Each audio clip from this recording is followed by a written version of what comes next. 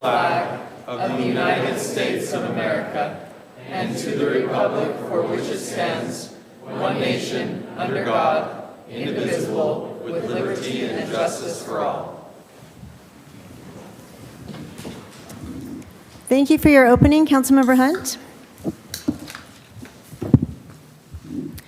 For those that are new to our city council, I'm going to just explain a couple of things that we do. The first item is called the second item is called Call to the Public. And this is where residents can have the opportunity to come and speak to us. They'll get 3 minutes on the microphone, and you can present if you signed up. And so we have 2 people signed up to speak tonight, Daniel Luke and then Greg Ferguson. So if you'll come up in that order, we can't wait to hear what you have to share. Well, thank you. Grab this. I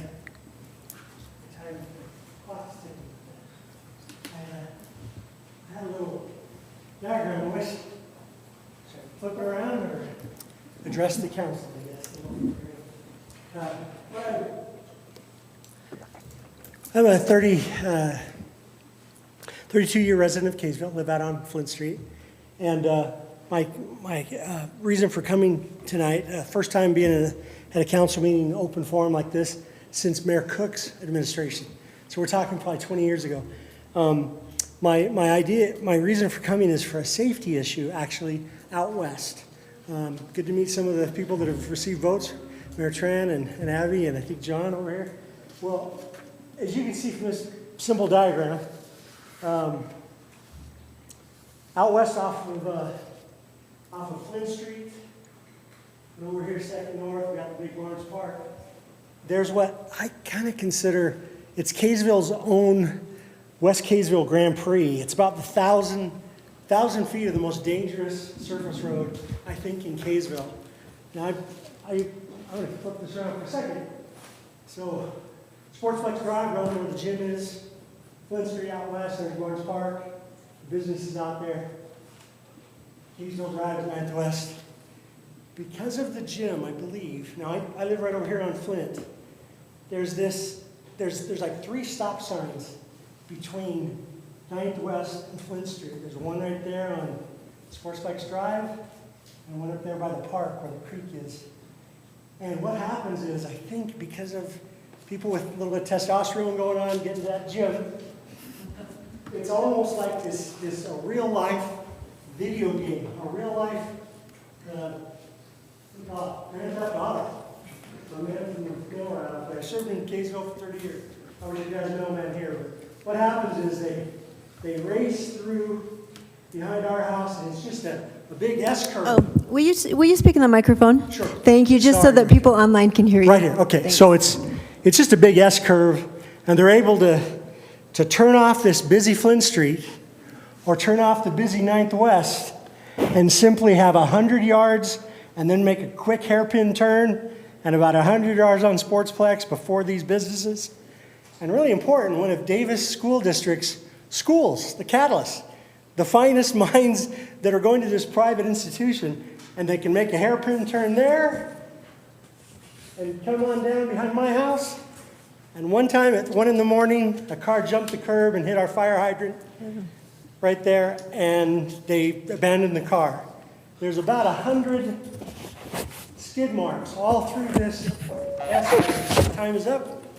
I just proposed the idea, either every school in Davis County, I went to Bountiful High for my senior years off from Los Angeles, and every parking lot, like the Vasa on 2nd North in Kaysville, there's those big, wide, not little speed bumps, but kind of wide, 4-foot wide ones. And I know that's on private properties, but something, it seems like it would be sensible if people are going to the gym or the businesses. Here's a Love to Dance studio for young girls. On the 4th of July, this is loaded with cars. Families walking to and from the pickleball courts. All of this. My point is, here's school kids, girls going to dance, the guys with testosterone, the trampoline, and every day, every single day, 1 in the afternoon in the backyard of my house, they burn rubber and it's 100, they burn rubber up Flint Meadows Drive. And I mean, 100 feet of just laying down rubber in Dad's car. And I just thought, you know, if that can't be done because it's going to be cost prohibitive because of public works, snow plows going over speed bumps. Yes, if you have the little quick speed bumps that jump you out of your seat. Think of us all at the school bus when we're arriving at school back in the day. Those large speed bumps were enough to slow down the buses, and we have buses coming here for these school students. We really should consider, because I mean, it's 50 and 60 miles an hour. It is, some people put on the brakes. If we can't do the speed bumps, perhaps positioning right here in this parking lot or somewhere here by the park, Kaysville's finest, or those signs, your speed is. Let me ask a question. School zones, isn't the speed limit, is it 15? Is it 20? Think of that. 20 would be plenty fast to pull into one of these businesses' parking lots. Instead of literally, sometime drive down this street or this, you guys will see lots and lots of Thank you, Mr. Luke. burning rubber. And I'm just going to leave that up there for you. Okay, thank you. That's my piece. It's just for safety. Right. Little girls and people going to the park. If someone was on that road, when this car hit that hydrant, there'd be a couple less people in the days. Thank you. Thank you for sharing your thoughts. Right, Dr. Ferguson.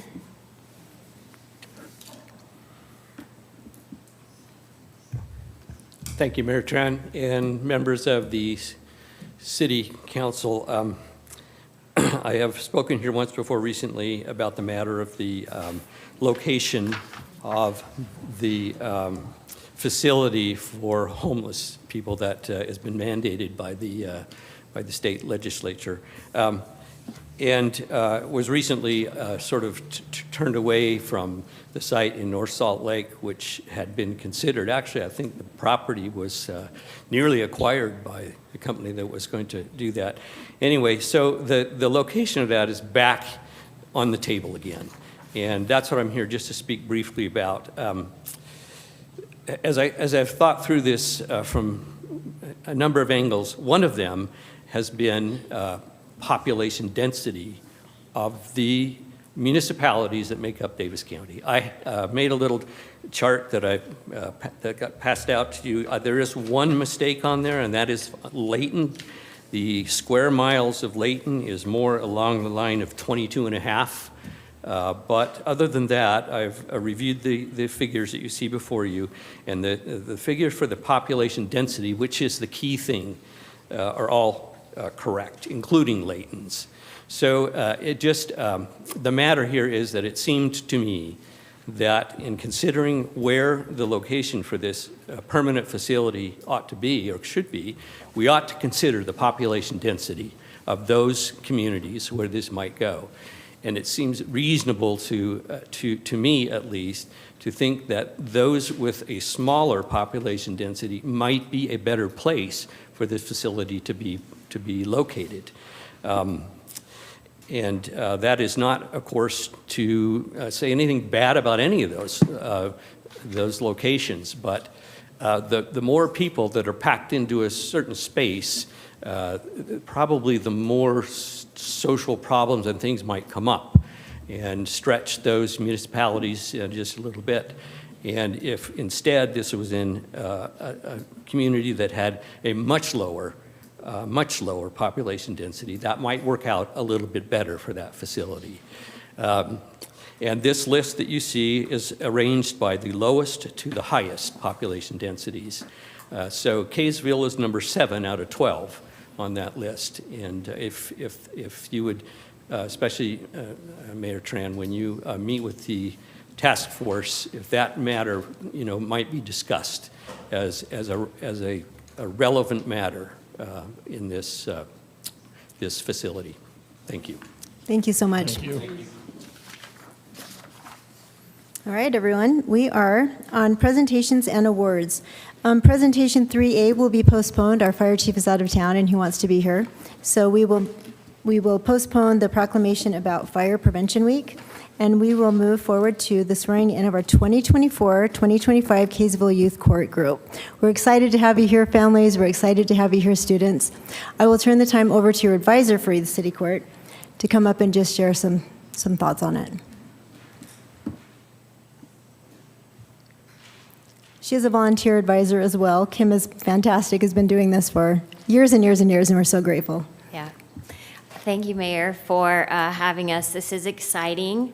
We started Youth Court in the fall of 2000, which is crazy to think that it's now 2024. So we're in our 24th year of Youth Court. And I've been doing it since that time, and it has been volunteer, but it's wonderful. And I couldn't think of a better way to spend my Wednesday nights than serving the community and being with the youth that help and volunteer and helping the youth in our community that need some help.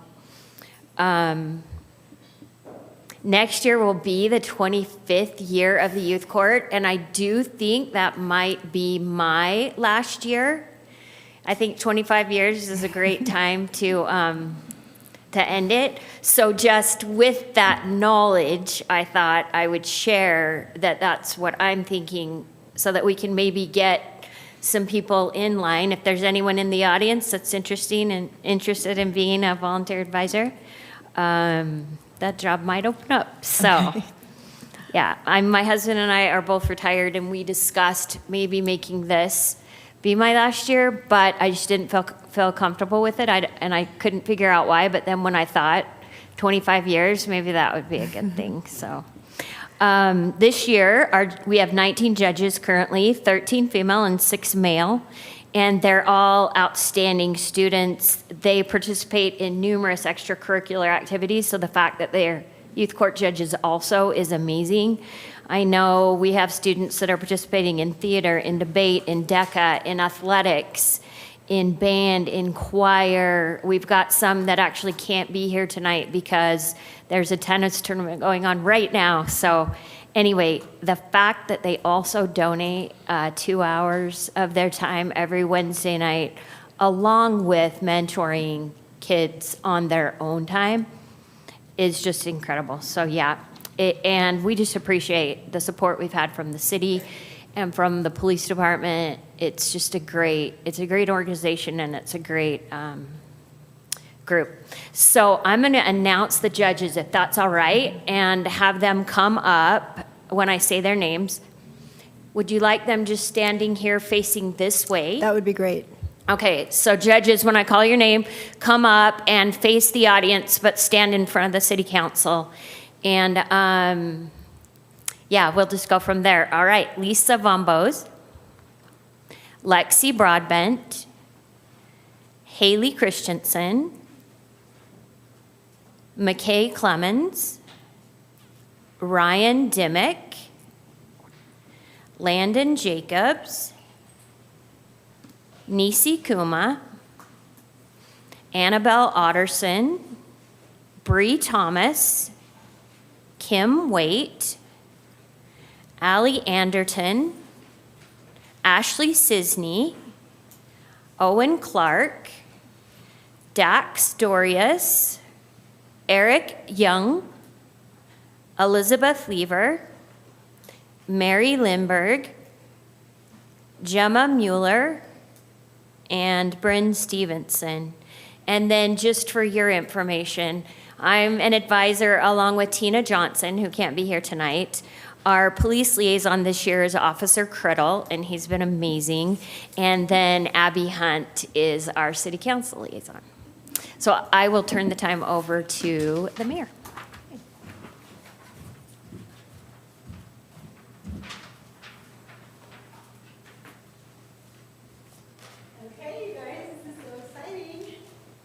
All right, I get to perform your oath of office to swear you in. So I'm going to read something first that Kim's prepared for us, and then we'll take your oath of office, okay? So first of all, just congratulations on the opportunity to be youth court judge. You guys know how serious this is and what a great service it is to our community. You'll be performing a great service, and we appreciate you. Membership in the Kaysville Youth Court is a privilege, as you all know. A member of the Kaysville Youth Court, as members, you are expected to serve as role models for your community at all times. You're expected to uphold the strictest ethical rule of confidentiality, which you all understand, and so we appreciate that. You're expected to demonstrate outstanding citizenship at school, at home, and in the community, and we know that you all do. So thank you for your time. Thank you for your willingness to do this. So I congratulate you on your achievement. Okay, will you raise your right hand? And I hate having my back to everyone, sorry. Let's see. Do you solemnly affirm that you will keep confidential all information that comes to your knowledge as a member of the Kaysville Youth Court? Please respond with a yes. Yes, okay. Do you solemnly affirm that all your actions as a member of the Kaysville Youth Court will be free of bias and prejudice toward any person's age, race, sex, religion, national origin, or disability? Yes. Do you solemnly affirm that you will faithfully discharge and perform all responsibilities and duties required of you as a member of the Kaysville Youth Court? As mayor of the city of Kaysville, I now appoint you as official members of the 2024-2025 Kaysville Youth Court. So thank you all, and congratulations.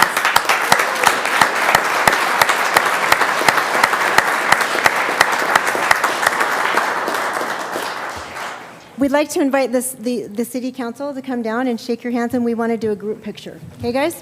All right.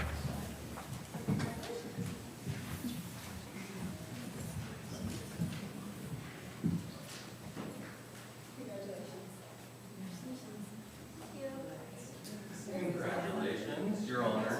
Your Honor. I was your age, I'd probably get to know all of you real well.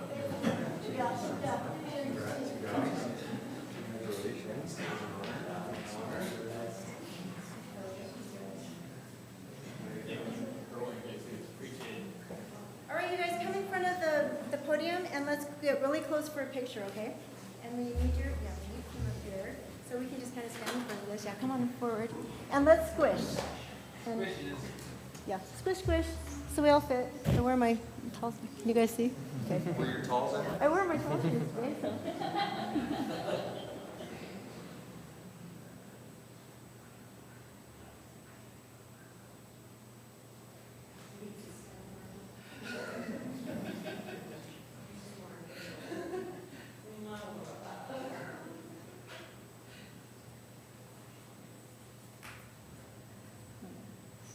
All right,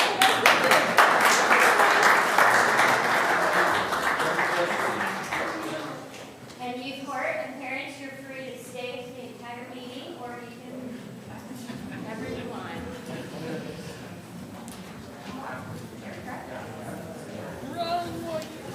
yeah.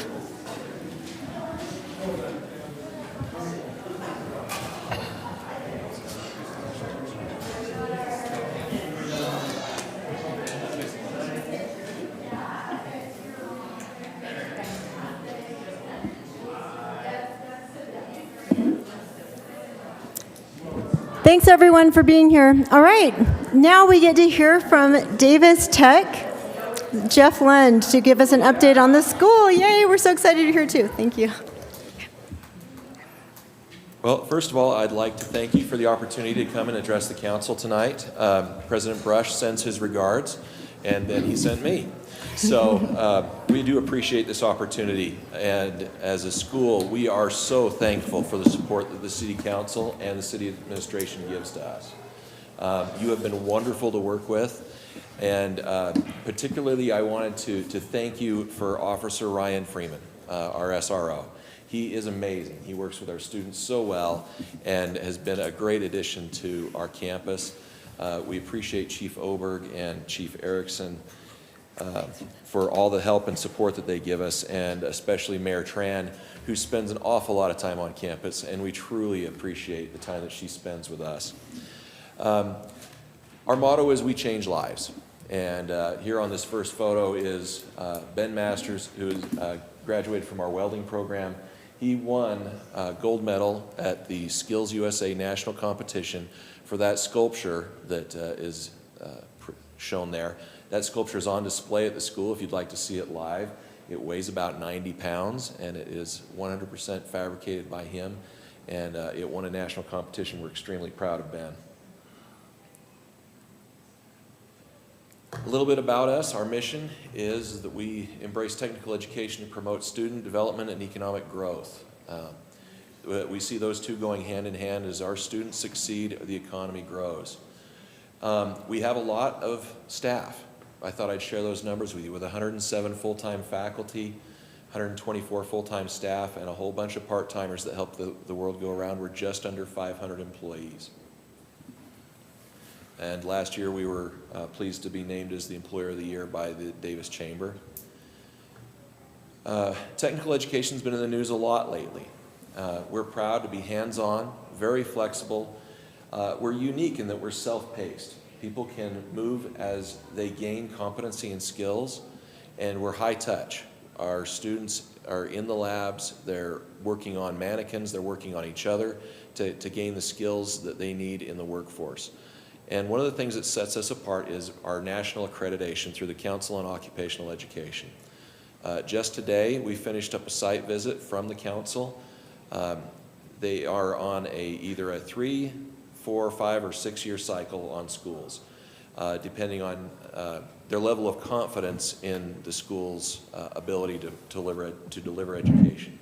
We are blessed to be on a 6-year cycle, and our recent accreditation visit, we had 9 members of the council come to visit us and go over thousands and thousands of documents that we produced as evidence to the quality of our education. And the visit went extremely well. Mayor Tran joined us for some of the report today, and it was gratifying to hear the comments of the council members on how much they appreciated what we're doing for our students. They have the opportunity to walk through the labs, talk to the students, and they really were complimentary of our student body and their engagement in our classrooms.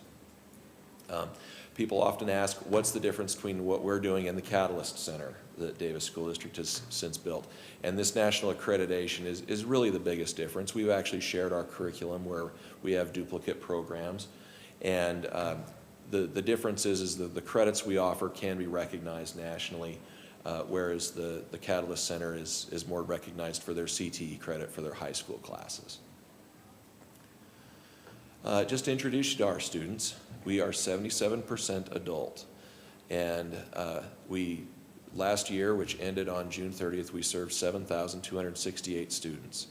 That's a lot of heads on campus. And when we boil it down to what's called a full-time equivalent, it's 1,972.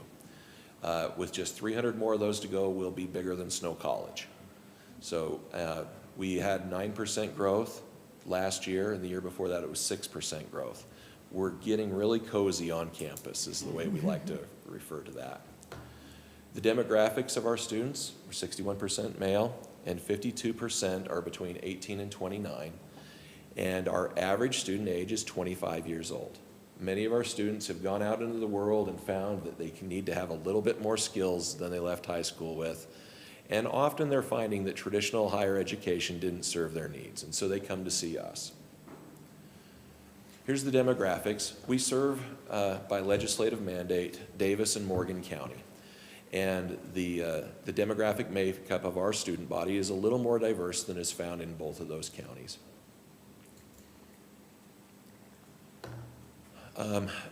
3 years ago, we merged with the Utah System of Higher Education and went to a credit-based model. We used to be called membership hours, which nobody understood, and it was really hard to understand. Now we're on credit-based, and those credits do transfer to other schools, and we are also happy to accept credits the other schools have offered their students where applicable.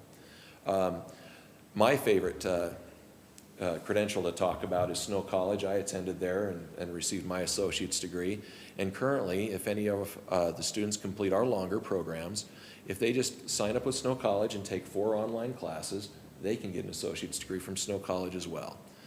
This is really beneficial for our cosmetology students. They have 1,600 hours of on-campus training for their cosmetology license, and if they'd like to complete an associate's degree, they can do it in a really short time frame with our agreement with Snow College. And we are finalizing one with Weber State. It won't be quite as lucrative as the one with Snow College, but they'll be able to transfer from our longer programs right into Weber State, get that associate's degree squared away so they can move on towards a bachelor's. We offer non-traditional education. We have Career Path High, which is on our campus. They serve this year around 160 students. We also work with the Utah Division of Juvenile Justice at their Mill Creek location. We work with Job Corps over in Clearfield, and we also have a good number of students at the Utah State Correctional Facility in the new prison. So in recent years, the state legislature has asked us a lot about our graduation rate. Before they asked us about that, we worked on our accreditation metrics, which were completion. And a completion for our accrediting body is if they get enough education with us to get a job, that counts as a completion. But the state legislature wanted us to work on our graduation rate. So we've been working on that. We're up to 70%. In the economy that we've had, it has been hard to keep students. Once they got their basic skills in welding and machining, they were easily swayed to go into the workforce. But we've been working on that. For those that do complete, we have an 80% placement rate, and we're proud of our 100% licensure rate for those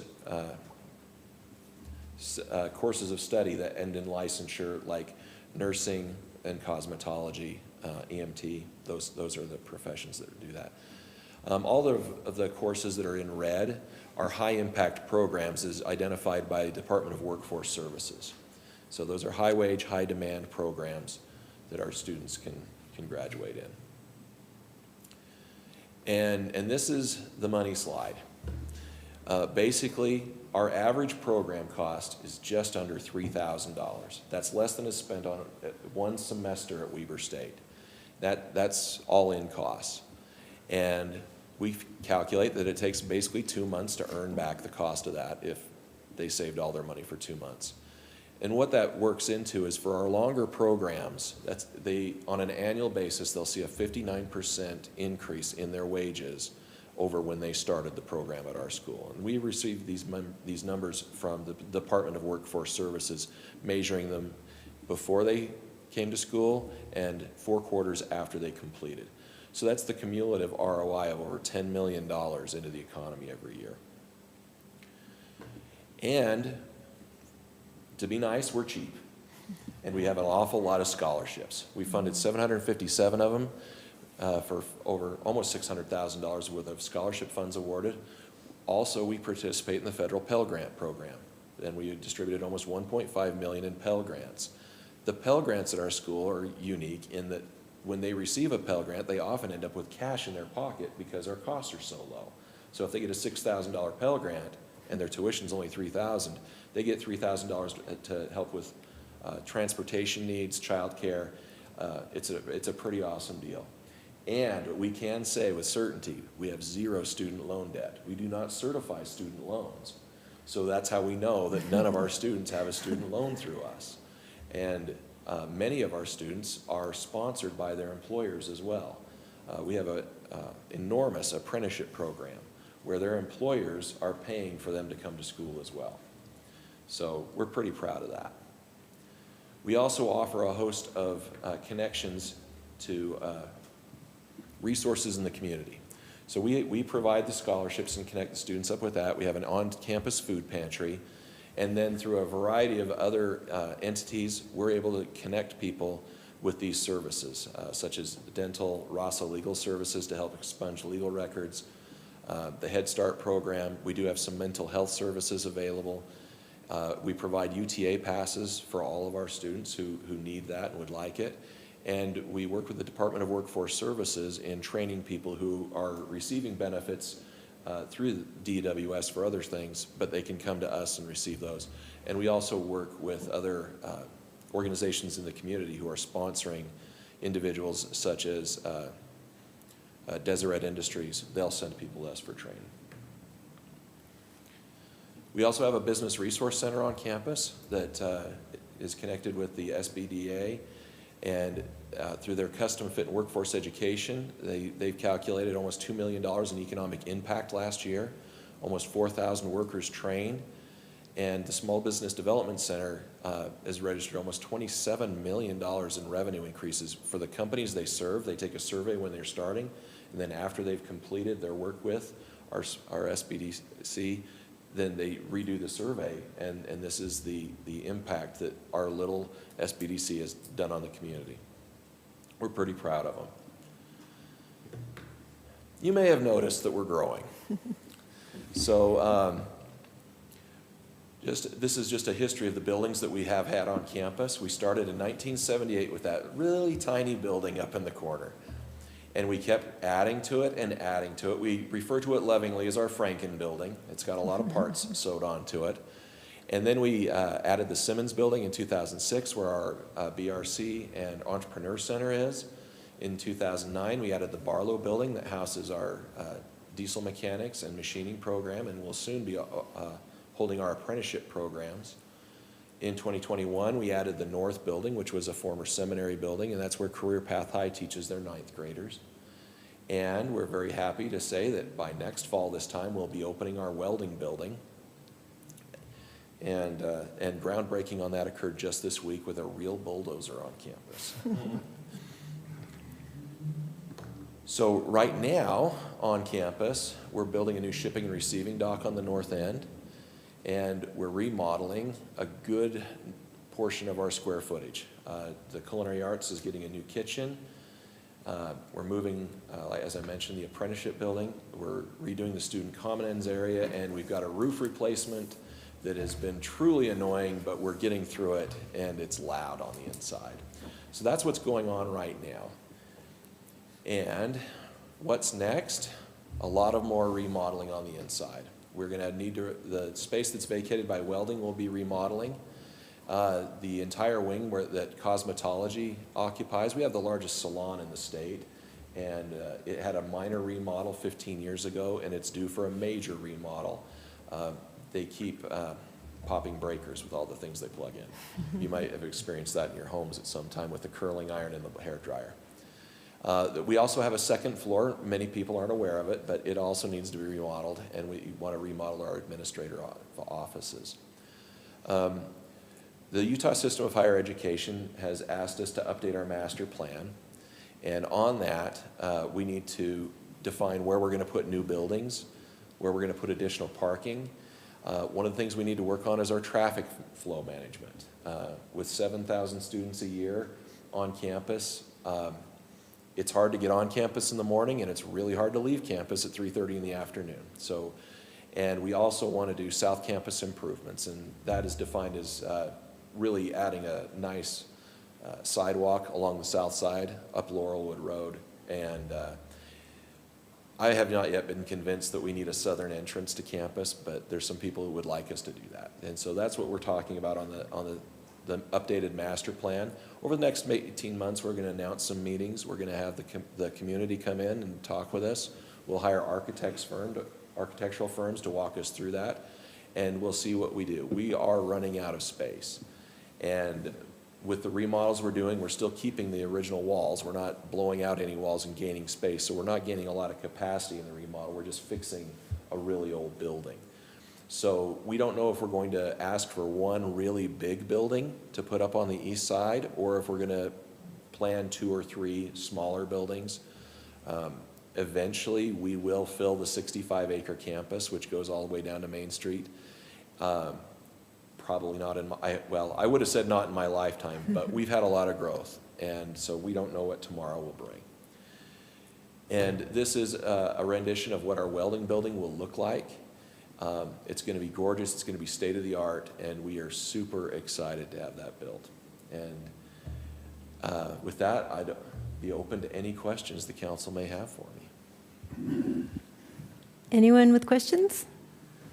Oh, Jason. First of all, big fan of what you guys do. I think it's awesome. And I think there are a lot of kids, well, I shouldn't even say kids, adults too, that are kind of at a point where they know they need education, but they don't know what to do, what to go into. Do you guys offer counseling services that kind of help? We do. In fact, we strongly encourage people to talk to our counselors before enrolling. We had a case a few years ago, someone enrolled in our surgical technician program. We found out after they'd been in a while, they couldn't stand aside blood. It was a bad combination. So we do like them to talk through with the counselors to get a better feel for it, because one of the things that's unique about how we offer education, we are accountable for every student. We track them after they leave. So we want to make sure that the training we provided them is relevant and important to them. And so that's important. At traditional higher education, you enroll in whatever you want, you can change major 4 times, and the university doesn't necessarily have to do anything about that, and that's not what they've been asked to do. But that is part of our accreditation process. So we want them to enroll in the right program and be successful in the one that they've picked. So we do provide those advising services. Perfect. So if somebody comes and says, hey, I just looking for a job, trying to figure out what's right, where the demand is, you can help them find Yeah. that. Great. We can do that. Thanks. Councilmember Jackson. Yeah, appreciate that presentation. We love having you in our city, and just applaud all the work that the school is doing to educate all these folks. And my wife loves to go to your cosmetology salon to get less expensive treatment, and she's had great experiences there. So I'm curious, with all the construction projects that you're doing, where does the majority of that money come from for those construction projects? Are you competing with the larger universities, with the state legislature? Could you kind of speak to that? Everything with the legislature is a competition. It's one of the less known sports in the state. And so, yes, we are in competition not only with other institutions of higher education, but other state agencies as well. There is an opportunity this legislative session to get an ongoing appropriation that of $3 to $4 million every year. That's what we're trying to be able to bank towards some of these larger projects. And as we work with our legislators, they're very supportive of that. They're very supportive of technical education. We've enjoyed great support over the years. And right now, Mountain Land Technical College that serves the Utah County area, they are the biggest technical college in the state by just a hair.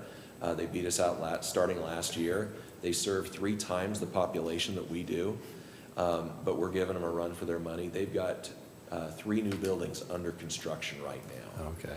And so we think our turn is going to be up in the next 2 years. And so we need to have a plan in place of what size building we're going to ask for and what programs we're going to put in it. Right now, if I had to pick which programs, it would be apprenticeship. At night, we have over 600 apprenticeship students on campus learning plumbing and electrical, and we just can't find enough room to place them. And it's funny because they share spaces with the nurses. And nurses have a different level of cleanliness than apprenticeship students. So it's an interesting combination that we've been able to use that space together. Oh, well, excellent. And I love what you mentioned about your partnership with Snow College and your in-progress partnership with Weber State, hopefully. Yes. I think that's fantastic. So, thanks. We've had one for years with Weber for the nursing program. It has been fantastic. If a nursing student starts with us, they move seamlessly into Weber's program and never leaves our campus. They can get their RN on our campus. That's great. Well, thank you. Councilmember Blackham. Just a question. One time there was talk of getting a training tower for the firefighters over there. Is that still in the works at all? That proposal has died. Okay. So we received almost $300,000 in donations towards a training center. And so out at the Freeport Center, we were gifted a World War II surplus warehouse. And in it, we have built a mock city with a convenience store, a home, and an office building. And we will be dedicating that here in the next 6 to 8 weeks as soon as we can pass the fire marshal, which is ironic. But they will be doing a lot of their hands-on training in a weather-protected area. It's not heated, but it's weather-protected. And we will continue to use the Layton Fire Tower until another opportunity presents itself. But our need for the Layton Fire Tower will be reduced by the facility that we've created in Freeport Center. Thank you. We would like to see that when it's ready. You will Okay. get an invitation to the ribbon cut. Okay, fantastic. Anyone else? So John Adams, Councilmember Adams, serves on your foundation board. So I wanted to make sure that we thank him for that, because that's the fundraising arm, isn't it, for the school? Is. It's an amazing fundraiser. They We do love our incredible. foundation. They do an incredible job. And I just wanted to mention, for those that don't know, was this last year when the CDL program was? We want to talk It about has that. been one Okay, year. let's talk about that, because Davis Tech went out of their way to provide service and responsiveness to Kaysville. So will you tell us a little bit about that? Sure. Toot your own horn. We want you to. So a year ago, well, 18 months ago, we received a grant from the state of Utah to start a CDL program. On our master plan, we had also an area for our heavy equipment operator program, and right next to it, we thought, well, we can put 2 acres of asphalt to do a CDL training program. And we went through all the motions to have it drawn up. We hired a contractor, and then we received bad news. At the end of our fiscal year is when we tally up how all of our programs are doing health-wise. And we found out that our heavy equipment operator program was not going to meet the cut. Basically, we couldn't keep our students around long enough to finish it. And they've got to finish it for our accreditation. It endangers the accreditation for the entire school when a program does not do that. So 2 days after we started construction, we paused construction, and at the same time, a lot of our neighbors were not happy with us. They didn't feel like they'd been informed enough as to what the plans for the school were, even though our master plan had been posted for several years. So we hosted a few meetings with the neighbors. We heard their input, and we decided we'd look really hard where we could put that 2 acres of asphalt. And fortunately, the Davis School District has a bus depot over at the Clearfield Center. And there was a vacant lot next to it, and we thought, well, let's talk to them. So we started talking, and then talked some more, and waited for an answer, and talked some more. And it took a while, but we got an agreement out there. And hopefully before snow flies, we'll have that 2 acres of asphalt laid out there, and you'll see the trucks less in Kaysville. Right now, we're operating on Weber State Davis's parking lot and doing the training there. We're happy to say that it's up and running. We have 3 full-time faculty. We have 5 trucks, 3 trailers, and we've graduated, I think, 35. Don't hold me to that number. But graduates of our CDL program that after 3 to 5 weeks of training, they're on the road and making a really good living for their family. So we're really proud of the fact that we were able to get it up and running as quickly as we had, and that we've been able to find a solution that will work for our neighbors, our school, our students, and the city. So just when you can come to a deal where almost everybody's happy, it's like, wow, this is kind of cool. Well, it's outstanding, and the school didn't have to do it. And so we just appreciate your willingness to listen to the neighbors and the residents and, work on a solution. And gratefully it worked out, so thank you for that. And had we not been able to secure that from the Davis School District and their efforts to work with us, we'd have still ended up putting it on the side of campus, and we'd have done mitigation factors to help the neighbors feel better about it. Right. But we were just happy to be able to get into that agreement with the school district. Well, thank you. That was really awesome on your end, and as well as the school district, so we appreciate you. Yeah. All right, anyone else? Thank you, Jeff. Thanks, Jeff. Appreciate your report.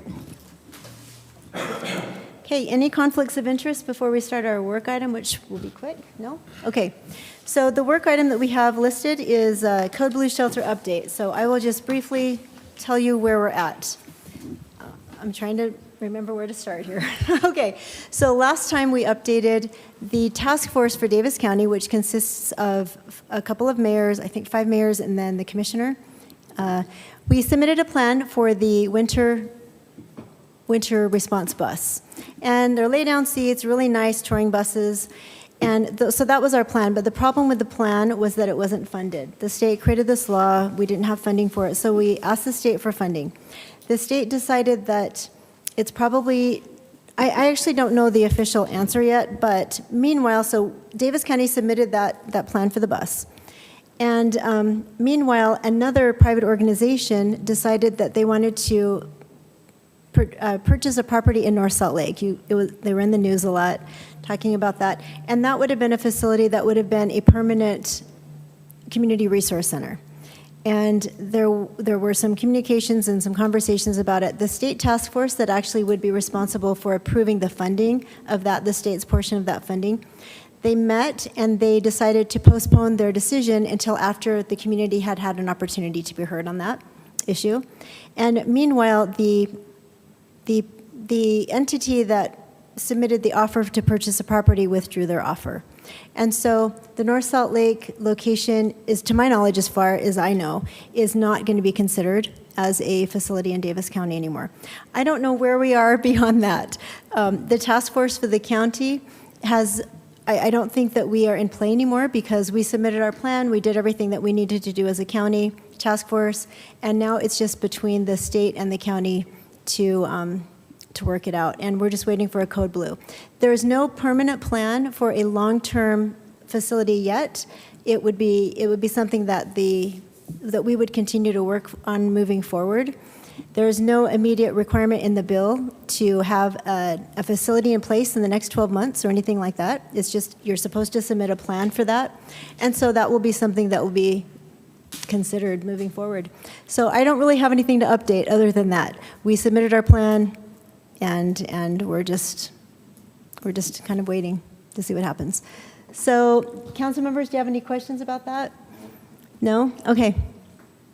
I just want to give a shout out to the mayors that were on the task force and our county commissioner that was on the task force because we were able to come to an agreement to submit our bus plan. Appreciate Jason for all of your time on that. Appreciate the council support and our community support of that. So we'll see where that goes.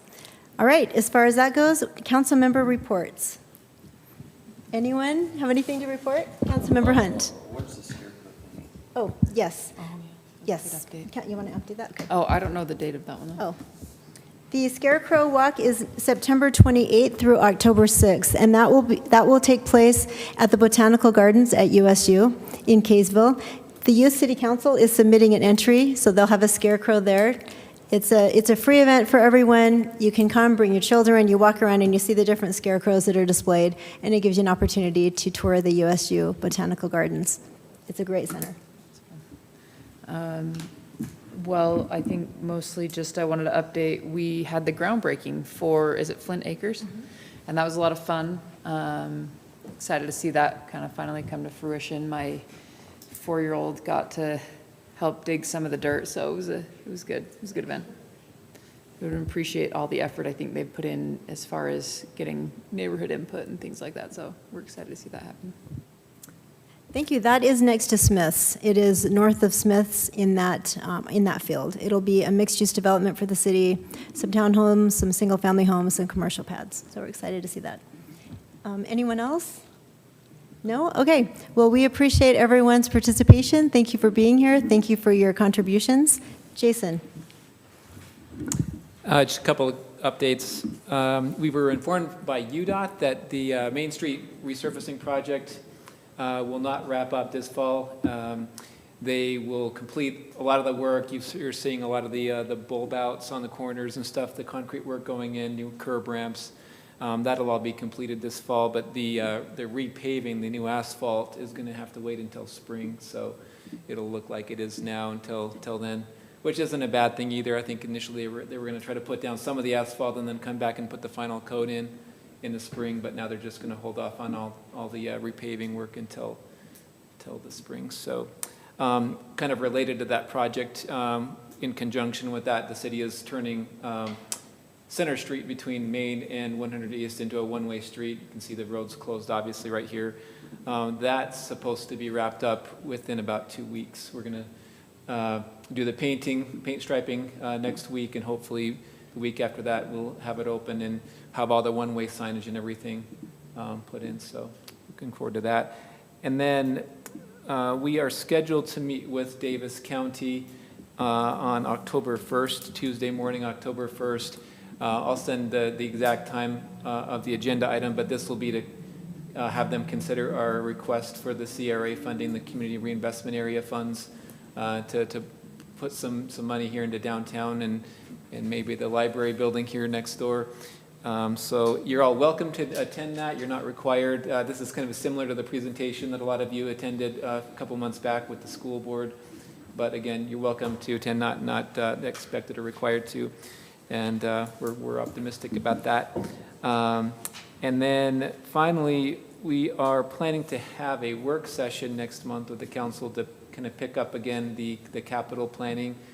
I wanted to talk to you again about availability of dates. Right now, we're kind of tentatively planning on Friday morning, October 25th. If not that date, possibly if we don't have a meeting on the regular second meeting of October, which would be the 17th, we could possibly also have the meeting that evening. But two things with that meeting. Number one, with it being spring or a fall break, not sure what attendance is going to be like that night. But also, if we do have to have a meeting for action items, we'd have to have the work session on Friday anyway. So I think Friday would be the preferred date. And just as far as I know, that's a good date. But any conflicts that anyone's aware of on the October 25th? I think Friday's the preferred date for me. I don't know if that helps, but, because, yeah, it is fall break. Is Friday also fall break? The following Friday. The 25th will be, The week after. yeah, the week after. That should work for me. Yeah. Okay, perfect.